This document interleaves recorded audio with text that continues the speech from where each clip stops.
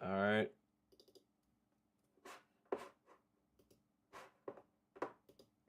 Bear with me while I get the controls set up.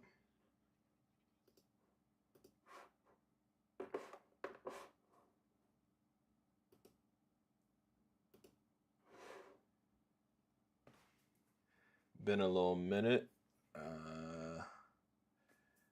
A lot of things in motion that I'll be sharing here. But I got some pretty cool stuff that I do want to cover.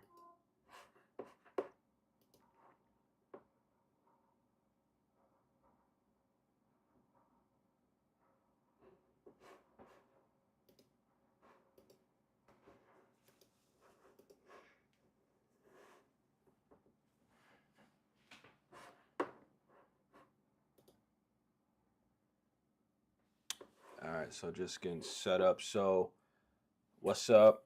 Yeah, what's going on? Hope everybody's summer has been, really cool, really relaxing. You've been able to kind of, you know, tap in family time. Hang on, there's a little glare.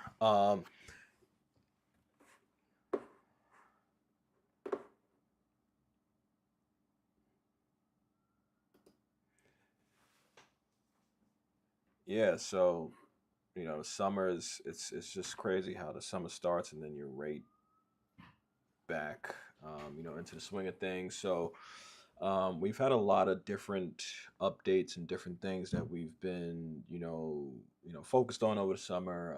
That we've been essentially just trying to make sure. There's this weird glare that's going on. Trying to make sure that gets out of there. So I think the last video we did was we just finished wrapping up with the been doing a lot of work in the Department of Education and one working with high school kids to get them up to date and make sure that they can harness and really start tapping into the power of what AI development, the foundations of AI, what's out there right now, what is potentially coming, how they can get up to speed with that. Just really getting comfortable with you know this new technology and this new wave of products and how it's disrupting every single industry and how as they enter the job market and begin to become professionals, that they're going to need to know these skills and that they're going to need to be able to market themselves in this space. So we had some really great, we did some sessions all throughout Q2 and of the school year last year, and it was a really great reception. So what came about that is after that, our communication with the principal of these schools and different educators at the school, they now, what we noticed and what we learned just talking with them is that they themselves don't feel adequate or don't feel up to snuff with how fast AI is moving, how they can leverage it to help improve, their lesson plans, how they can improve just basically servicing their students and, putting forth the best education. So what has now started off as something that we were dedicated to the kids only, we're now building entire tools and actually a brand new platform, which is called ThinkPath, that we're going to be doing professional development sessions with the educators to help them get up to speed on how they can leverage AI, not just on a day to day, but how they can use it to create better lesson plans, cater what it is that they're teaching to their students better, and then also connect and integrate all the other data, valuable data that they're already collecting, and how they can use that to improve, how they're you know, putting together new lesson plans, how they're tracking the performance of a lesson plan, how they're tracking how their students are doing, and being able to show the progression for a student and the progression for themselves. So some really exciting things there. what my business partner and I will be down in InvestFest later this week, and we're going to be pitching and meeting, connecting with people in the education space, people that are looking for tools such as this. So it's going to be a really exciting thing. So really busy with that. Um, Also, really full steam ahead on pushing forward with our marketing solutions on the Bagverse side. So essentially, we build like a lot of tools that help entrepreneurs in small businesses essentially understand how they can start leveraging things like vibe coding, start leveraging AI to not just speed up but also improve the existing marketing and content strategy that they currently have in place. So a lot of cool stuff there. That those things will continue to be in play. Down in InvestFest, we'll be talking about that as well and trying to just get people onboarded and up to speed on what we're doing with Bagverse. And then on the Curation Lounge side, been doing a lot of work. We're just revamping what it is that our offering will be, how we're going to bring on more content creators and influencers who are going to drive the styling of our customers and our clients, and how we're going to reshape the platform so that it really provides this like unique user journey for end users so that they can really, see how their style is being impacted and shaped by the different content and the people that they follow.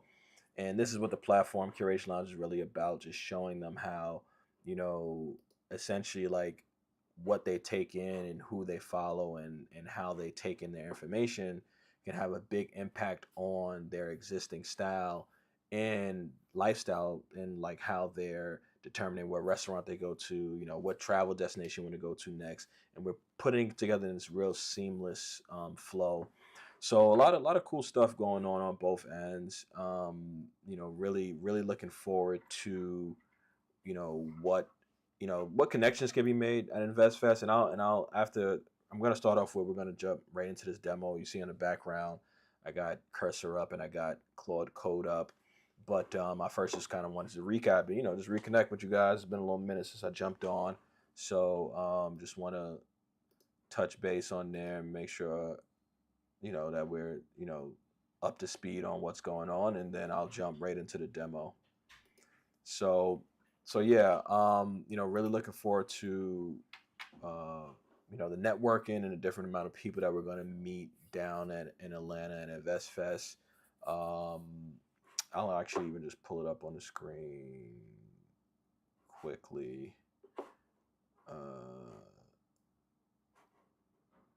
So InvestFest it's essentially like it's a 3-day festival that was created by Earn Your Leisure. So Earn Your Leisure they're essentially like a podcast platform, but they start off with financial literacy for for Black people, for people of all colors and all walks, but they definitely have doubled down and focused on ensuring that Black people have this financial literacy, that we're building generational wealth, that we understand how to tap in and leverage all the tools that are out there and investment instruments.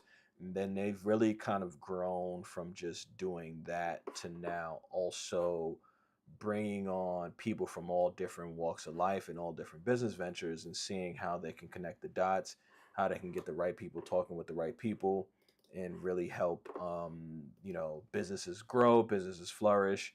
And then really understanding like how can this turn into something where people are not just people are one taking the information that they're learning about financial literacy, and then now how can I take that and now turn that into a new tech venture? How can I start building my own small business and integrating it with different tools that I'm learning? So I really like how they've grown, and how they are really tapping into more than just I want to pull up uh, a That's not what I want to do.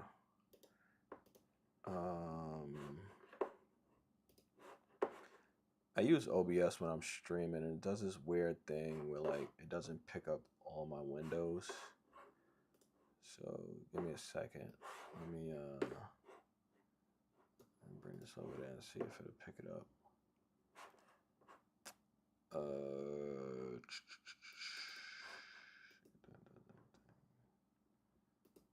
Yeah, it does this weird thing where if it hasn't recognized something on the monitor, then it won't show it. But let me show you guys this. That's not what I'm looking at.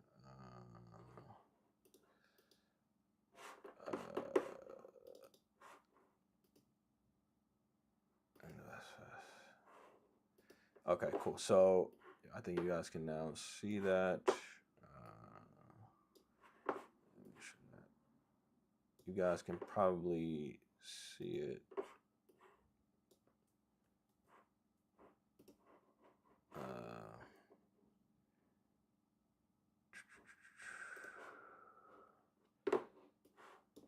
Let me move.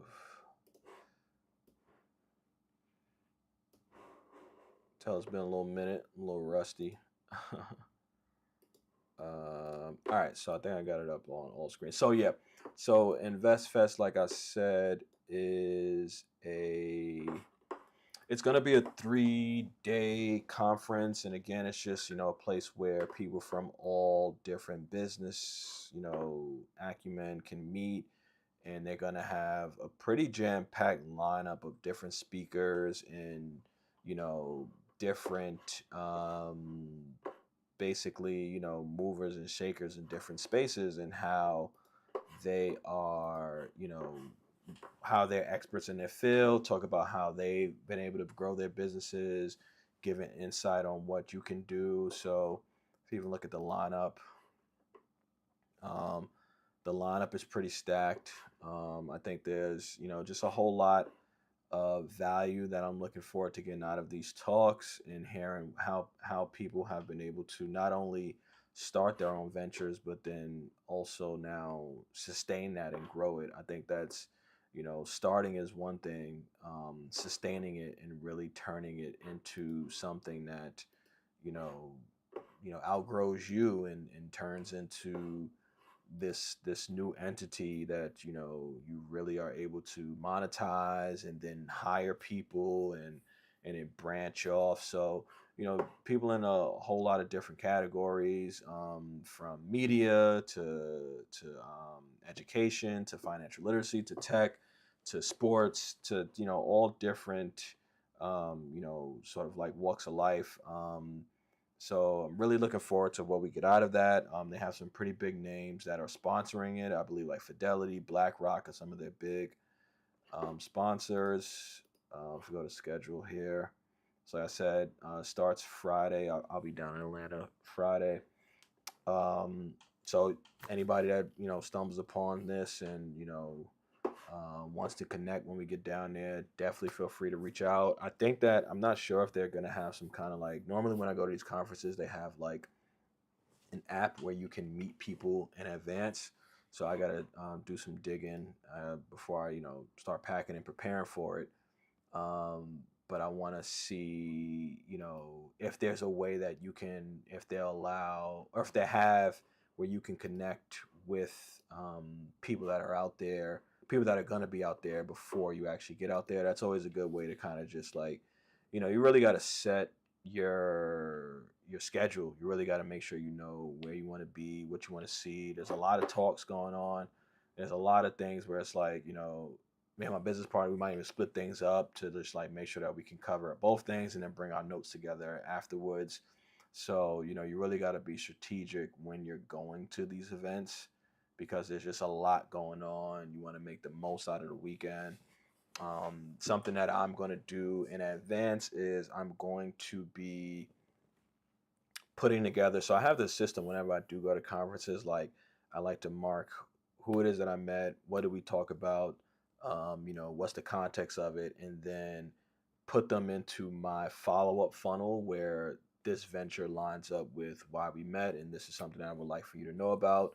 Um, you know, this topic might be something that you might be interested in, or really just like I have different sort of kind of like ways that I like to process the people that I meet, and as we're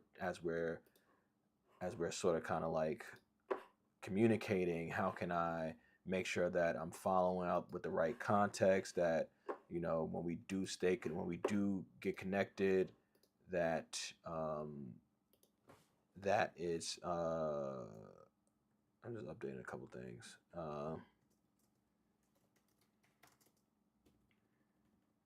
Whatever.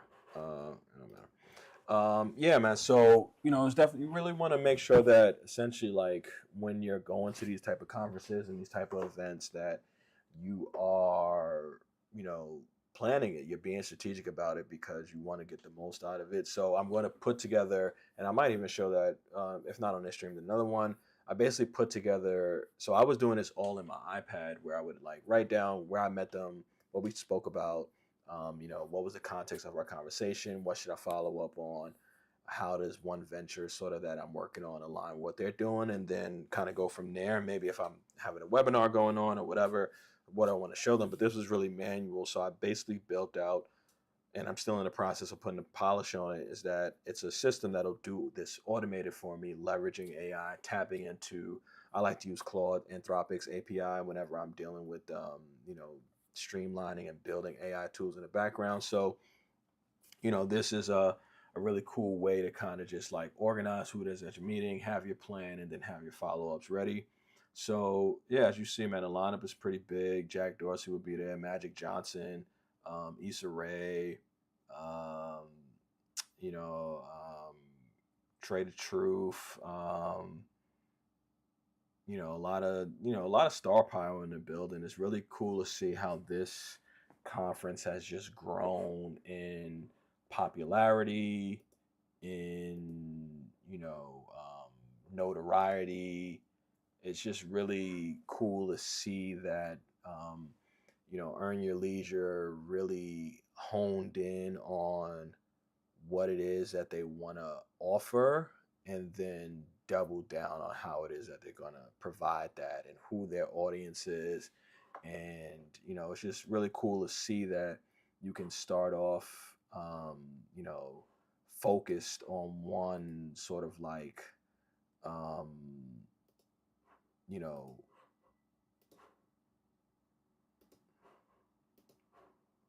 you can start off focused on one section and one audience, and then you can grow from that. But when you first make sure that you nail the first section that it is that you're focused on, that's the way that you're able to grow. So definitely looking forward to it.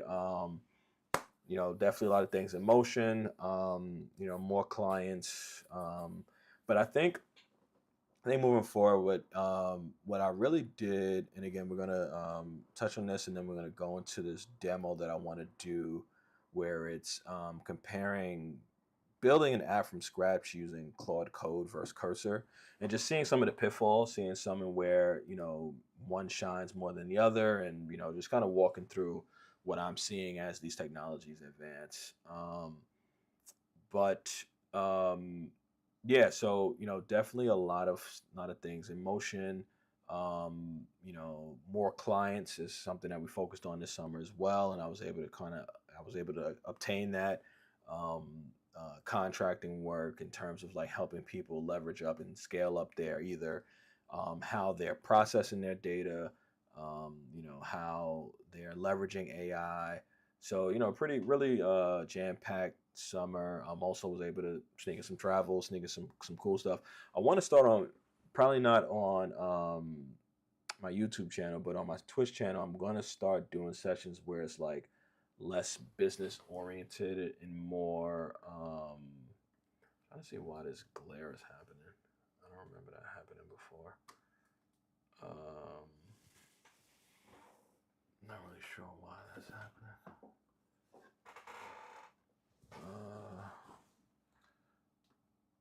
I'm getting like this weird glare. Let's see. Let me see. Oh, we're gonna do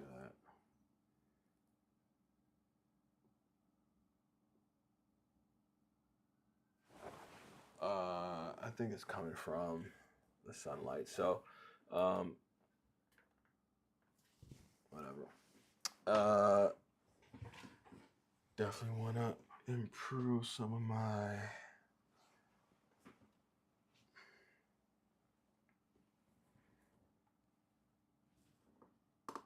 setup situation. So yes. Yeah, so let's jump into the demo. And then I'll see how far along we get with the demo itself, because there's a whole lot here. Um, Now, what you'll see up on the screen right now is I have Claude Code in the terminal, and I have Cursor in the Cursor window up, which is VS Code, essentially, with sort of like the Cursor plugins and all that good stuff that Cursor offers. That glare is annoying me. I wonder if I should switch where my camera is. We'll figure that out later.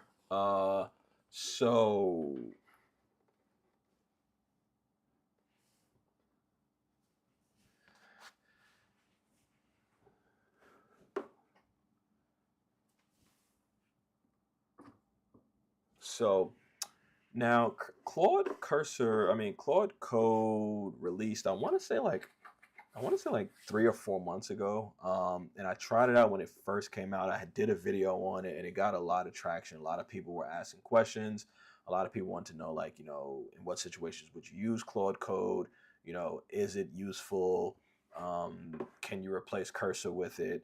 And my initial sort of like response to it was that I saw the benefit in it if you're a huge terminal guy, meaning that you like to use the terminal a lot whenever you're coding, whenever you're setting up your scaffolding. But there was some big limitations that for me, I'm a very visual person, and I felt like, because with Claude Code you're only seeing it from that terminal point of view, you're unable to really sort of see the bigger picture. I felt like, in regards to Cursor, where it's your whole IDE, and you're seeing the file structure in one place. You can see all the folders and all the structure. You can see, and we'll kind of go through this. You can see, as you're chatting with Cursor, you can see exactly what the results are, how it came to that decision, the conversation that you're having there. And then you can see step by step in a more structured way, just like what changes Cursor put in. But I know that, like I said, that was a while ago. I want to just pull up what was the latest since, Claude Code latest updates since release. Right. So let's just see, what they have added since then.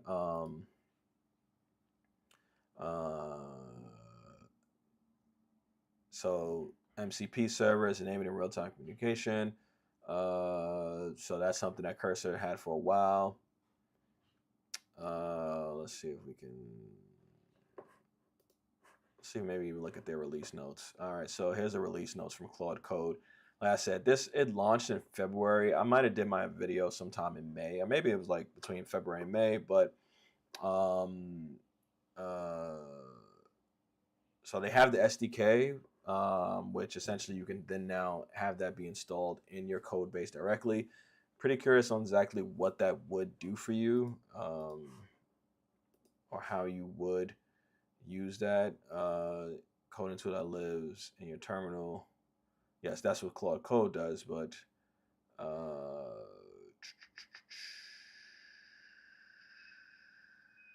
so essentially, this is just like how you were installing. I believe the first way you installed it was different. So now with the SDK, you can install it differently.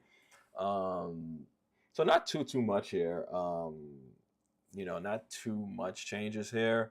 So maybe this video isn't, you know, won't show as much difference as I thought, but I think it's just like I wanted to try this out with a particular project and just see how far we get with Claude Code until it's like, all right, I need to pop open an IDE compared to just already starting an IDE with Cursor and then being able to get right to it. So, um, let me let's go back here. So what I have, so and this is real projects that I want to work on. So what I have in Claude Code, which is to the left, and Cursor is to the right, or you know, in vertical Cursor, Claude Code is to the bottom left, and Cursor is going to be the whole top left, top right, excuse me. So what I want to do before getting down to Atlanta later this week is, like I said, I want to have a funnel. I want to have a place where, you know, I have multiple ventures that I have in flight. I have Bagverse, I have Curation Lounge, I have ThinkPath. So I want to, you know, depending on how I meet the person and what we talk about, that will determine, you know, where they should, you know, be sent within my funnel, right? You know, like how it is that they should interact with me, what content probably makes the most sense. So what I want to do is I already have the Bagverse site and I already have the Curation Lounge site. ThinkPath is going to be a brand new platform that we've started off. We built it inside of Bagverse. I can even show you guys a quick example of what ThinkPath actually is. So let me go to bagverse.com. So this is Bagverse. This is my site for, you know, everything tech consultant and AI tool related for businesses, entrepreneurs, and the likes. So as we stood up the beta version for ThinkPath, I have it actually already in the Bagverse universe, but the goal is to pull this out of Bagverse and have it live in its own place. So, so that's one of the things that I'm gonna use Cursor to build this new version of ThinkPath, and it's gonna be built on top of existing scaffolding, just to kind of like, you know, Next.js. I use this tool which I found it's been pretty useful so far. So this is ThinkPath. This is the MVP. Actually, I wouldn't even call this the MVP. This is literally like the skeleton, bare bones that we were just able to demo with some educators. So essentially, like, you know, people would be able to take a lesson plan that's already a part of their organization. So a teacher would come in here and then be able to now communicate with that existing lesson plan and see how they can alter it to fit their needs. And then they would see how this lesson plan would be, you know, how it would be taken, or how it would be, what's the word I'm looking for? Like impact. What's the impact that it would have on different people, different students in their classroom based on where they're at? Because that's the thing that a lot of teachers spoke to us about when we ran a survey with close to like 60 different educators, is that they felt like lesson plans are so broad sometimes, and you need to be really specific for different people and different needs and different students. So how can we help them address a lesson plan that adapts to their students in real time? Like, for example, maybe Michael has missed the last 2 weeks because of a family issue. So he's now behind, but I still, as an educator, I still want to move forward with my lesson plan. So how do I bake that in a way that doesn't take away from students who are present, but then also does help to cater to, you know, Michael? So, you know, this is the bare bones of what it would be. And then it would also be able to come in and then now create a new lesson plan. This is going to change as we sort of like move through the ranks and we improve on this V1 of the MVP. But again, like I said, what we're going to work on today is I want to essentially just like strip this out and have it be on its own site. So, and then so I'm going to do that in Claude Code. And then in Cursor, I just want to build my own personal website. Like for Nelson J.L. Gideon, I want to have a landing page, and I actually want to model it after Gary V's. I like how he has done his sort of like one page website, and it has links to every single thing that he has going on. Gary Vee is definitely a guy that I look at as a great source of how is he, communicating the things that he's working on. How is he making sure that people are aware of what he's working on? So I definitely like to always kind of like keep an eye out on what Gary Vee has cooking, because I think that he's done a great job on how to communicate, you know, what it is that you're working on, how to show people the value of it, and then how you can then now continue to build upon it. So I want to use this sort of like layout from my own personal site. So I'm going to use I'm going to use Cursor to sort of like build that initial V1 of it, right? So all right, so we have an idea of what we're looking for and what we're doing here. So let's jump in. Um so off the bat, one of the things that I noticed is that now you can essentially like, Claude Code essentially is now sort of like a layer on top of your existing terminal session. So you can do things like ls, all the commands, all the bash commands that you would normally execute. You can still do that in Claude Code. I don't think that that was always there. I could be wrong, but that's cool because now you just interact with it the same way you would your normal terminal.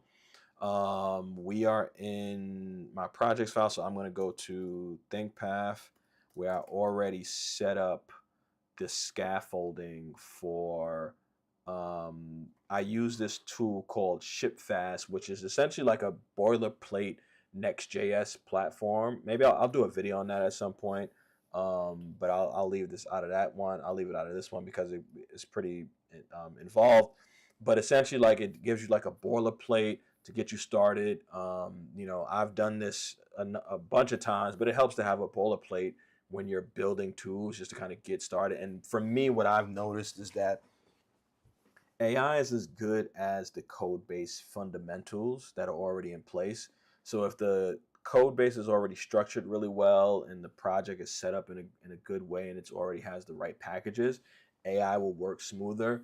But what I've noticed when you're building a lot of tools straight from scratch and you're using what came out of I have noticed that the AI tends to trip up a lot of times in those situations.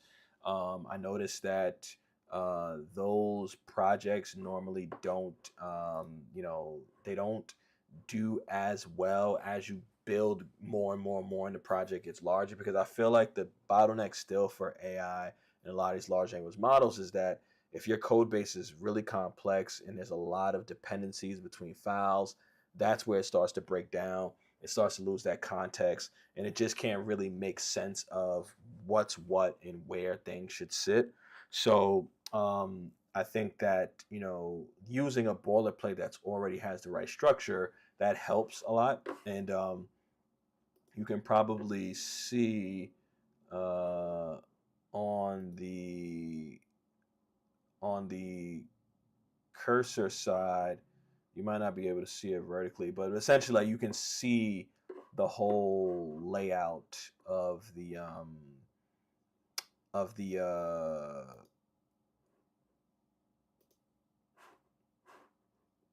you can see the whole layout of your file structure. And to me, that's really important, right? Like that makes it that much easier to, you know, understand what your code is doing, understand what files are being changed and what's being moved where.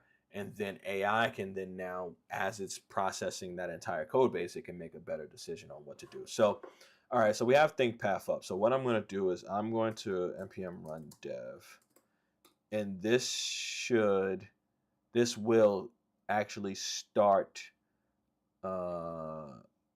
So with Claude Code, yes and no, that's again for npm run dev. So it's pretty. You're seeing some instructions here. It's asking us, do we want to do that? Yes. You don't need to ask me again. So we are now. It's now running that session actually, and I'm going to stop it here. I'm going to run it somewhere else because I want to talk with Claude Code first. Well, I wonder if actually Control B to run in background. So let's do that.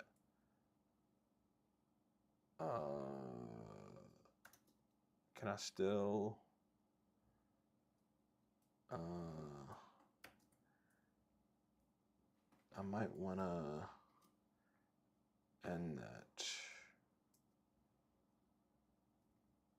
Okay, so I'm gonna do that again, but I want to run my project in a different window, because that's, again, so that's one of the limitations that I see with Claude Code, is that, again, because it's not an IDE where you see, like with Cursor, I have my window to talk with, my AI on the right hand side, I have my terminal on the bottom, and I have my files on the side. With Claude Code, it's all in the terminal. So that's always just been, some people love that. Some people, that's where it all started when we first started, building software and running, command lines. But, if you're not that type of person, if you're more visual and you do want to see the whole layout, it can become a bit cumbersome. So you see here, I'm going to actually just run it on its own. And then, so let's see so that's running on port 3001. Let's actually just take a quick look to see how that looks. So we go local host. So what we should see is the boilerplate. So this is the boilerplate app that comes right out of the box for Ship Fast, right? So this is what they provide you out of the box. There's a bit more. I believe that, like, if I do, well,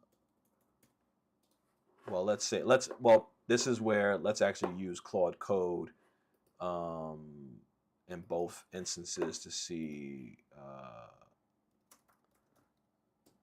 Because one of the first things you want to do when you're working with a new code base, so this is how you start up Claude. This is how you start up Claude Code. So it's telling me what's new. You do have MCPs. I'm curious how you would use those with this, but all right. So we're gonna tell Claude, hey, now this is where we do. I'm new to this code base, and I want to add a new landing page. First, walk me through the setup and the file structure, right? So this is us having a chat with Claude Code so that we can start getting an understanding of what the code base looked like, where things are at, and what it's doing. So I'm going to run this same exact command in Cursor. So now with Cursor, you have the drop down. We can do agents where we'll go off and execute code, ask, where you have a conversation with it in background where it can do it in the background for you. So we're going to start off with ask. I just want to have the conversation first. So let's see what Claude Code has done first. So my command was, I'm new to this code base and I want to add a new landing page. First, walk me through the setup and the file structure. I help you understand the code base, setup and file structure, then guide you through. So again, this is fine, right? This is, you're getting that same feedback on what's going on and where things stand. I just, again, I guess, I don't know if problem's the right word, but like, I find it not as intuitive to read through this all in the command line. So explore project. So it's telling me what it's going to do. This is the Ship Fast Next.js 15 boilerplate with the following tech stack: framework, Next.js, styling, Tailwind, database, Mongo. So here's all the things that are available, all the things that, and now it's telling me to add a new landing page. We have two main approaches: edit app /page.js to customize the existing landing page with your content, create a new route, create app landing page.js for a landing route. Which approach would you prefer? Also, what type of landing page are you looking to create? So the code base includes, so it already has some pre-built components. Now, I think that there's there's a couple of steps that I have to do before I can see what it is that I want to see.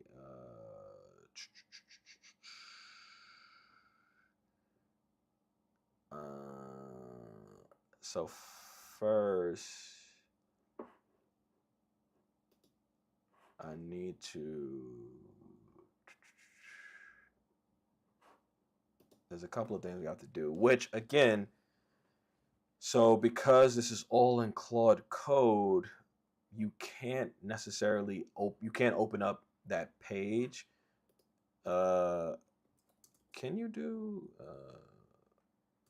the so I'm not gonna do that. I want to just talk with the code, but first, there's some steps that ShipFast has you do. So first off, let me just do apples to apples. So that was what Claude Code came back with. Now let's run that same thing in Cursor, and for Cursor, I use Claude 4 Sonnet. I normally go max mode. So for with Cursor, they have this max mode, which essentially just extends the amount of context that you can have in each one of your requests, which improves, the results because the more context that it has, the better, it stay connected to all the different files that it needs to process. In the Pro plan, it's normally covered, but I think there is a bit of a charge if the context window gets too high. I haven't tried GPT-5 just yet. I found my best performance is when I'm using Claude. I use Claude for coding, and I use Claude for most things logic and business based. I think that, I have a bunch of videos on this, but I just think that Claude has the better models when it comes to deep thinking, performance, and, coding and breaking through problems. Whereas I think ChatGPT and the others shine when it comes to feature sets like speaking, audio assistance, image generation. So I think that's where the two diverge for me, at least. I've heard some pretty bad reviews of ChatGPT 5. So when it comes to my code, I don't want to, I want to go with what I feel comfortable with. So here's that same message. So now again, my benefit with Cursor is that I just think their UI is better as well. This is more readable to me. You can see it all sort of just like, all in one shot, and you don't have to. It doesn't take away from the rest of the IDE. I can see what Cursor's coming back with, and then I can still, if I had files open, I could easily pop open those files. Like if I want to if I want to open up this page.js, I can easily see that, right? So now remember, to the right is going to be my own personal, and Cursor is going to be my personal website. And then in Claude Code, I'm working on the ThinkPath website. So let's compare the results that came back. So Cursor, first they go through the code base, get understanding, pretty much standard. And it is kind of apples to apples because we're both using Claude model, but I believe that with Claude Code, it's using uh, it's using 3.5 Haiku and Claude Sonnet, but I'm not sure if it's using 4. It also tells you what price this costs you. I thought that was included in the Pro model, but I'll see that when I look at my billing. So, pretty much standard. It gave us the layout. So pretty on par there. The components. So I think that Cursor got more in depth in terms of like what components, the landing pages, configurations. So we see more here. Create the page route, how to add a new landing page, create a new landing page. So Cursor, again, is just more visual for me. You can literally see exactly how that new page is going to look. And, it gave step by step how we can update the navigation. So again, this could be a result of the fact that Cursor is using Sonnet 4, or I think it, and I ran into the same situation when I first tried Claude Code, is that I just think that Cursor is giving more fidelity, higher fidelity, because it doesn't have the bottleneck of the terminal, and the terminal does have bottlenecks.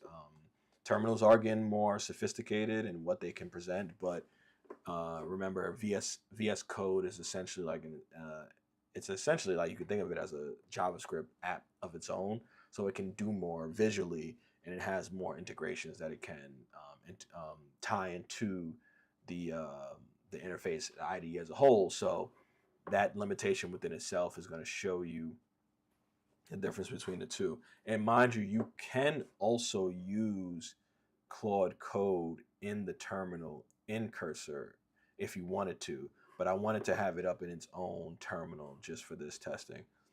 So, so there's a couple of things that I have to change. So the first thing is, now we can't, for purposes of this, there are also going to be some changes that I don't, actually I'm going to try to do it in Claude Code and just see where it fails. But one of the first things that they ask you to do is the page.js that they already have in place. They tell you to replace that with something that they already have. So in Cursor, I'm going to do that because that's easy. Because like you just saw, that's easy. I can just copy and paste it right into the file system itself.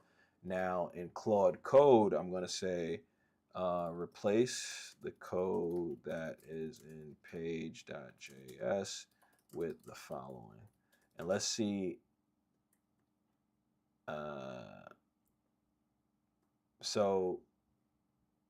And it's asking for what it wants to replace it with. So I'll put that in there. Let's see if it's able to handle that JSX, and that this is JavaScript code that I'm putting into the terminal.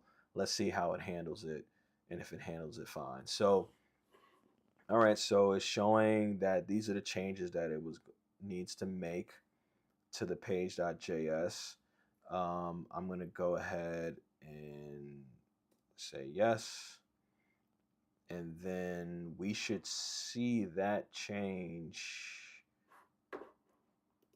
show on the front end, and I do. So I'm going to show you guys now. So now you see that the ship fast, this is boilerplate, like the boilerplate hero sections and things that they provide to you right out the box. So, pretty straightforward on both sides. If we want to look at, we can deviate. I haven't ran the boilerplate in Cursor. I don't have that node processing running. So what I'm gonna do is I'm gonna change which port it runs on, because this is running on 3001.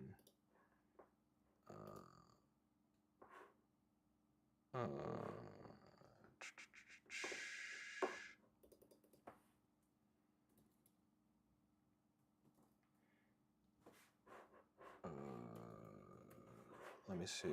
It might just not even care. Let's see if I run this. npm run. I'm gonna run the personal site in Cursor. Okay, so it automatically detects that something is running on one port. Do I have something running on 3000 already? I don't think I do, but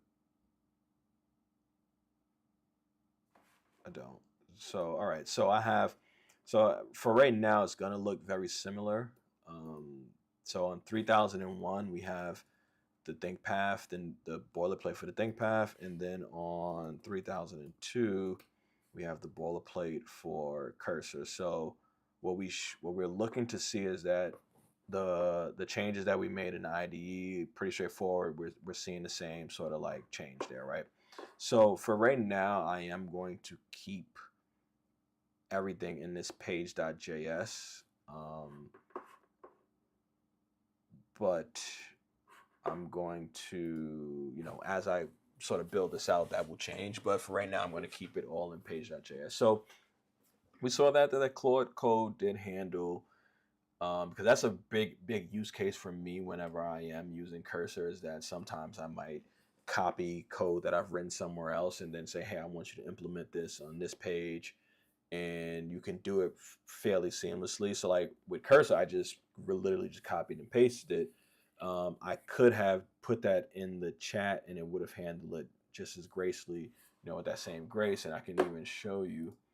Let's actually just do that just for, you know, apples to apples sake. So we changed that back, and now we see that on 302 we went back to this page. But now if I say, I'll show you guys in a second. But now if I come back into Cursor and I say first replace page.js with the following, and as you see here, again, because it's an IDE, I get more control over just like how I can do it all in one shot. I don't have to do the back and forth. So for this, I'm going to go into agent mode. I don't need max mode just yet because we don't have that much context. And then we hit send. And then now what we'll see is it's going to go off and actually do that for us. And we'll see page.js automatically update as well. So now we see here page.js changed. You see where it's made the change, and then we come back. If I go back in the browser, those changes, that landing page is now back to what it looked like. And then with Cursor, what you do is when you're in agent mode meaning that, so it's two different modes in Cursor. You can do ask and you can do agent. With ask is like you're just having a conversation like we saw doing so far. And then if you want to make the change that they're recommending, then you can say, hey, make this change. And then you have to go by and approve each one. With agent, you're literally saying, hey, this is what I want done. Go do it.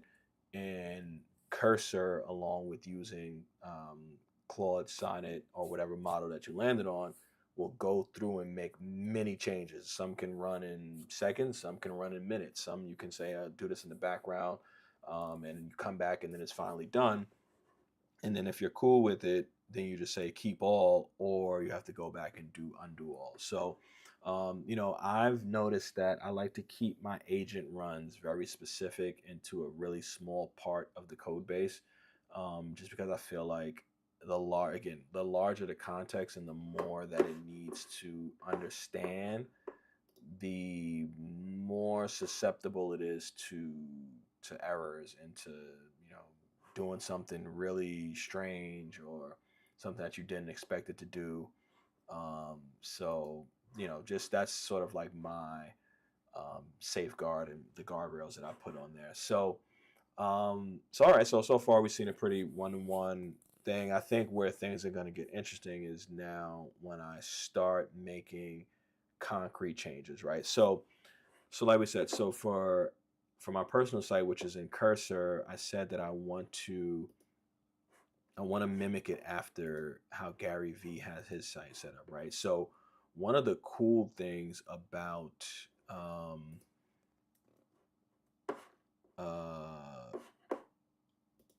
Cursor that it falls in line really well with my workflow and just like how I process information.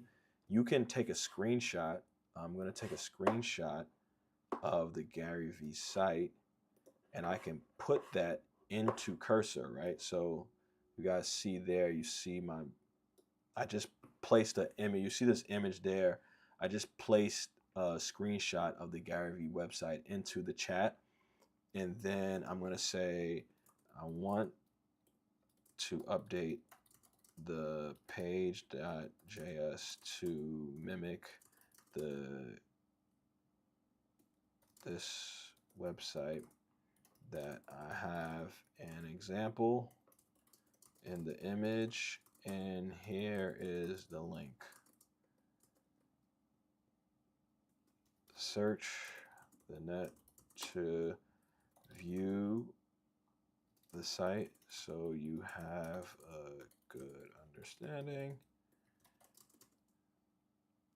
and then implement what is needed to mimic, right? And we're going to keep it pretty straightforward just for that. Like, I want to just see how far we get with this. So like we said, you can give it a visual image. You can then also provide a website that you want. Cursor has MCPs baked into it and can now search the net automatically. So I think that I have that MCP installed already where it can go search the net and find up-to-date data so that it understands, kind of like what, what it should be modeled after. So there's a lot of context there that's already in place. So I'm going to go off and I'm going to say, hey, let's see what the agent comes back with, and then we'll see how that page is updated. So as you see here, it says, I'll analyze Gary V's website and help you create a similar design. Let me first search for more details about this website to understand the design patterns and structure, right? So Cursor is going off and is looking at the Gary V website. It's going to look at the layout. It's going to take a look at what, if we go back, while it's doing that, I'm just going to pull it up for you guys to see it again. This is the Gary V website. This is, he has different folders for each one of his ventures. So this is the example that we want to model after, right? So let's see what Cursor comes back with. So far,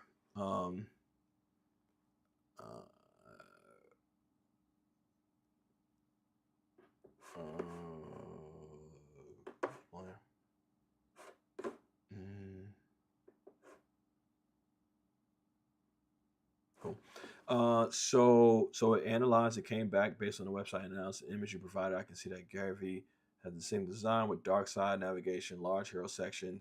So now it's going off and it's creating, here's the checklist of all the things that it noticed about the site. So analyzed it, it's going to create the dark sidebar navigation component, update hero section to max layout, add social media links to section, update page to use the new Gary V inspired layout, right?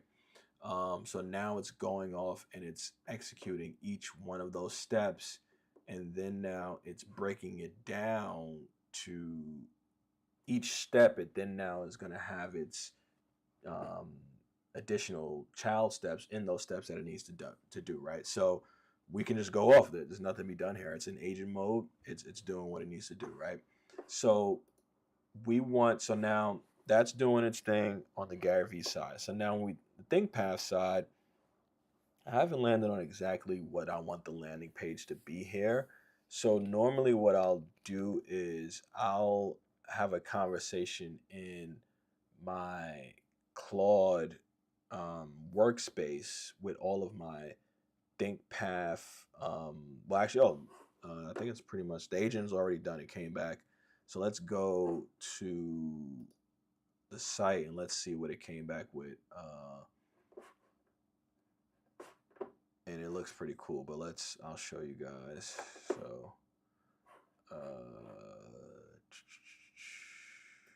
So this is the site that the agent literally just built, just based off so this was the example that we looked at it. We wanted to look like Gary V's site.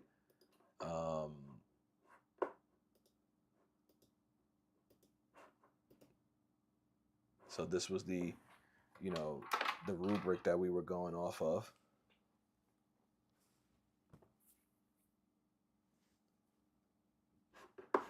And so this is the rubric that we were going off of, and then now this is what came back from the agent, right? So had that large sort of like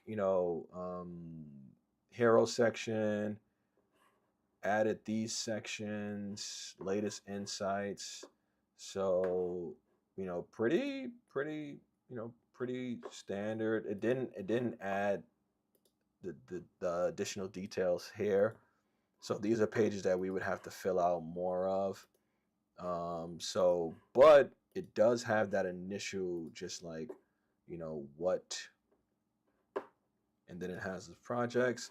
So it has the initial structure, and then it has a different icon. So I think this is a pretty good start here. Like we compare, obviously there's some more polish to be added there, but I think it captured overall what we're trying to do. So like I can take this and I can then now polish it out a little bit more, which I will, but we have a starting point. Obviously that's not me in the picture. It just grabbed a picture from anywhere. But you know, this is a really good start. This is something that you could work with, and then now I can polish it more. So now now we're starting to see the difference between the two. So this is the personal site. This is still the ThinkPath site is still using the boilerplate ship fast components, right? So what I want to do here, so now immediately off the bat, you see there is no way for us to add an image into the console. So that's a drawback immediately. I believe that we should be able to search the internet, but I don't think so. So let me first just ask, are you able to search the internet to view web pages? External web page layouts. So let me just ask Claude Code, right? So let's see what they're able to do.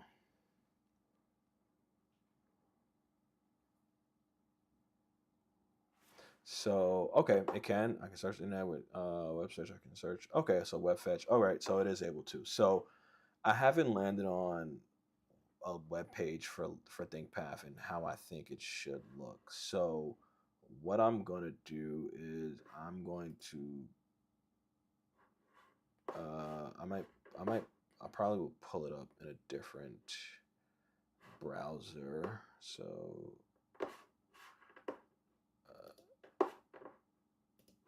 give me a second.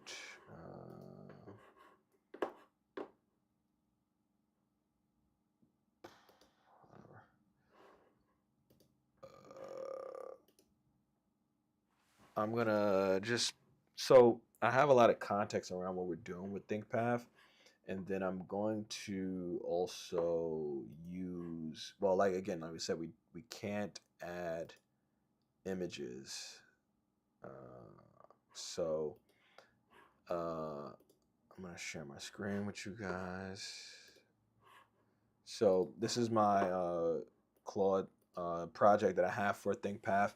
What I'm gonna do is so this is the remember this is the um, demo version of the app that we have.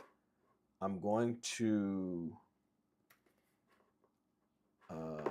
just take a screenshot of it. So now this is a limitation because I was able to do all of this in Cursor itself, but with Claude Code, because you can't upload images, I kind of have to circumvent it. So that's a limitation. You know, that's something to be aware of if you are a visual person and if you like to add visuals. So I'm going to add these images here, and I'm going to say using the context of this project and the details of what ThinkPath is, generate a prompt I can give to Claude Code that will create a landing page that promotes ThinkPath, that informs visitors of what ThinkPath is and how we'll just leave it there and then we'll see what comes back. So again, all of this is already being done in Claude Code. I mean, excuse me, in Cursor. But again, because we have that limitation with Claude Code where you can't add images, I can't really, give it. I can't really give it that visual sort of nudge of this is how the app currently looks. These are the features. Now build a landing page that sort of falls in line with that. But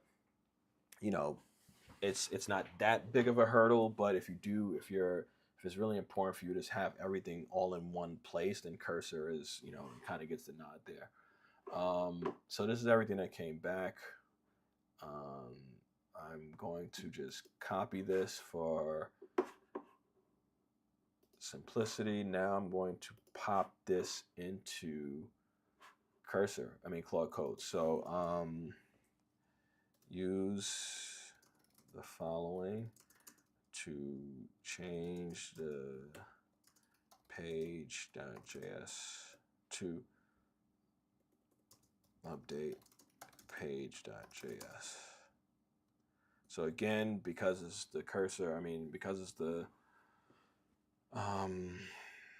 terminal, kind of have to like, and I'm not even sure if it can take in all of, oh, it was able to. So it took in all that context.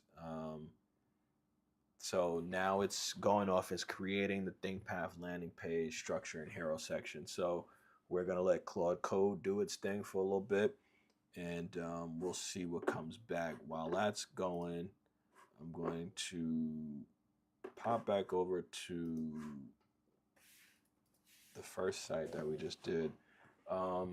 And yeah, I think it definitely does some pretty good job. I'm going to probably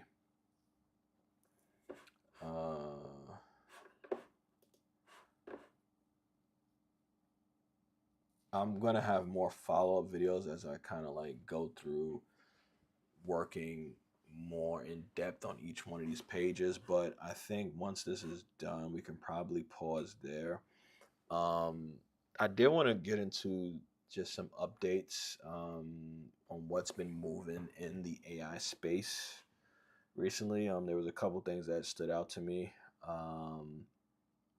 So we'll first, let's see what Claude Code comes back with. Okay, so this is everything that it came back with. It made the change to page.js. I want to see if it created any additional files. Okay. So we're gonna go ahead and say yes. I'm gonna say yes. So it's now implementing those changes.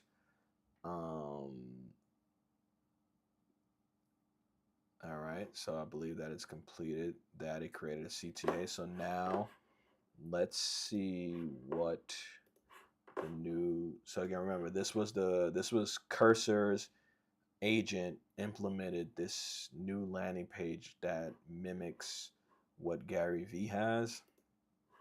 And this is what Claude Code just created as a landing page for the ThinkPath tool that we're building. And I think it's pretty good. It looks decent. I think that it pretty standard layout in terms of like the modals that are used, but it was pretty good. So I think that we were able to get to similar solutions. We were able to produce high quality solutions using both tools. What I would say as a drawback on Claude Code again, is just because you have to kind of like use multiple tools and then come back to the IDE. The terminal, whereas with Cursor, it's all of it in IDE. It was able to search the net, take in images, then apply all that context and run the same code. But both were pretty good agents. Both were able to execute and implement. This is at a point where like we can like really get some of these. We can get this going for the most part. There's a couple of errors that I see on this side. I'll fix those, but by and large, this is just a taste of the type of power that you get when you're building with these tools. So there's also like I said, there's also the case where you can use them in conjunction. It doesn't have to be one against the other. You could theoretically have Claude Code running in the terminal of Cursor, so that you're kind of, because I think the benefit of Claude Code is that it's less, same thing that we saw as a drawback, is that it's less front end focus and it's more closer connected to the code. Whereas, and I'm assuming that what's happening here is that Claude Code has installed a smaller version of the model on my laptop or my on your machine, so that it can get closer to, it can read more context because it's already on the machine, whereas Cursor is literally taking all the files, shipping it up, sending it to the back end, the Claude API, then massaging it on their own, and then coming back with the results. So I think that they're trying to like essentially just like circumvent that. And let me actually even ask Claude Code, are you sending context of all the files in this project to a model in the cloud, or did you install a lightweight model locally? Curious if that's what's happening with Claude Code, because I'm curious to just see like what they think would be the determining factor on why people use this. And I would think that they're introducing with more speed than Cursor. And I run entirely in the cloud. There is no, okay, so no, they're doing the same thing that Cursor does. Here's how it works: cloud-based processing. I'm hosted on a service. Okay, so all files are only sent when you're supposed to use the tool that rate them. I don't, okay. So it is doing the same thing as Cursor. I would have thought that they maybe install like a lightweight version of the model to do processing, but it doesn't seem like they do. It seems like they are still sending the requests each time, but I think that they, speed wise, it seemed about the same. So I'm just curious on what they think would be their their differentiating feature compared to Cursor, because for me right now, I do still see Cursor as the better tool to use. But yeah, I think I'm probably gonna end it there. I'll jump back on another time with there's some updates and AI trends. But like I said, we have some cool events coming up at InvestFest. I'll do more videos around just like comparing a lot of the tools that are helping people on the development side. We're seeing a lot of traction on the socials from that. So, stay in tune for that, and check us out on the next one. Peace.